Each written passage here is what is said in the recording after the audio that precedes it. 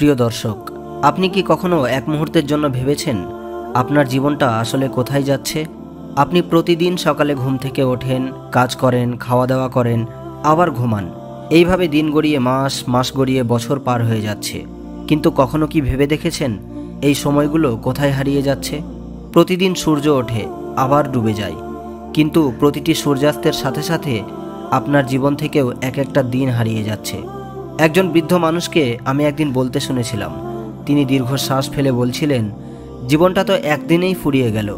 কাল পর্যন্ত আমি যৌবনে ছিলাম, আজকে আমার হাতে লাঠি। এই কথাটা শুনে আমার বুক কেঁপে উঠল। আসলেই তো, জীবনটা এক পলকের মতো। এই কারণেই আল্লাহ তাআলা কসম করে বললেন, ওয়াল আসর, সময়ের শপথ। আল্লাহ কোনো তুচ্ছ বিষয়ের শপথ করেন না। যখন তিনি সময়ের শপথ করেছেন, তখন বুঝতে হবে সময় কত মূল্যবান। সময়ই মানুষের আসল মূলধন। তুমি যদি সময় হারাও, তবে সব হারালে। টাকা পয়সা হারালে আবার উপার্জন করা যায়, স্বাস্থ্য হারালে হয়তো চিকিৎসা করে কিছুটা ফিরে পাওয়া যায়, কিন্তু সময় একবার চলে গেলে তা আর ফিরে আসে না। একজন ব্যবসায়ীর কথা কল্পনা করুন। প্রতিদিন সে দোকান খোলে, দিনভর দোকানের কাজে ব্যস্ত থাকে, কিন্তু দিনের শেষে যখন হিসাব মেলাতে বসে, তখন দেখে সে আসলে শুধু ক্ষতিই করেছে।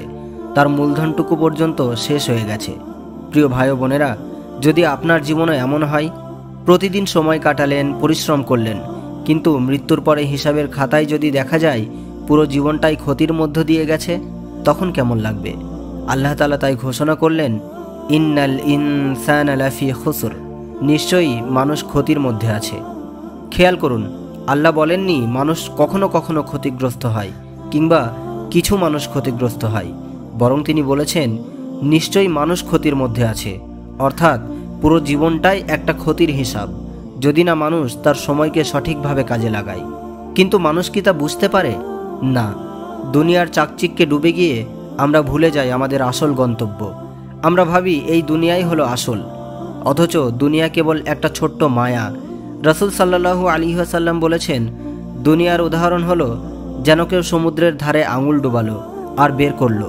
সেই আঙুলে যে পানি লেগে থাকে, দুনিয়া সেই পানির মতো, আর বিশাল সমুদ্র হলো আখিরাতের সমতুল্য। একবার ভাবুন, আমরা কিসের পিছনে জীবন নষ্ট করছি? নাম, যশ, টাকা পয়সা, আনন্দ ফুর্তির পিছনে। অথচ কবরের ঘরে গেলে এই সব কিছুর কোনো দাম থাকবে না।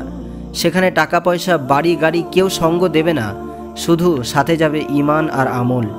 কবরের অন্ধকার রাতের কথা ভাবুন, চারপাশে নিস্তব্ধতা, কেউ নেই, শুধু আপনি আর আপনার আমল। তখন যদি দেখা যায় জীবনের সবটাই শুধু দুনিয়ার ক্ষণস্থায়ী আনন্দের পিছনে নষ্ট হয়েছে, তখন কি আফসোস ছাড়া আর কিছু বাকি থাকবে? আল্লাহর রহমত এই যে তিনি আমাদেরকে সূরা আসরের মাধ্যমে পথ দেখিয়েছেন। তিনি আমাদের বলেছেন কিভাবে এই ক্ষতি থেকে বাঁচা যায়, কিভাবে একজন মানুষ ব্যর্থ জীবনের হিসাব থেকে মুক্তি পেয়ে সফল হতে পারে। ভাই ও বোনেরা, একবার ভাবুন, আপনার মৃত্যুর মুহূর্ত এসেছে, আপনি শুয়ে আছেন বিছানায়, আপনার প্রিয়জনরা ঘিরে আছে আপনাকে, আপনার শ্বাস ভারী হয়ে আসছে। তখন আপনার মনে হয়তো আফসোস জাগবে, যদি আরেকটু সময় পেতাম, আমি নামাজ পড়তাম, আমি কোরআন পড়তাম, আমি গুনাহ থেকে তওবা করতাম। কিন্তু তখন আর কোনো সময় থাকবে না, তখন শুধু আফসোসই বাকি থাকবে। এই জন্যেই সূরা আসর আমাদের চোখে আঙুল দিয়ে দেখিয়ে দেয়, সময়কে এখনই কাজে লাগাও, কাল নয় বরং এখনই। যতক্ষণ তুমি বেঁচে আছো ততক্ষণই সুযোগ আছে। আল্লাহর দিকে ফিরে যাও, ঈমানকে শক্ত করো, সৎ কাজে নিজেকে ব্যস্ত রাখো, অন্যকে সত্যের দিকে ডাকো আর ধৈর্য ধারণ করো।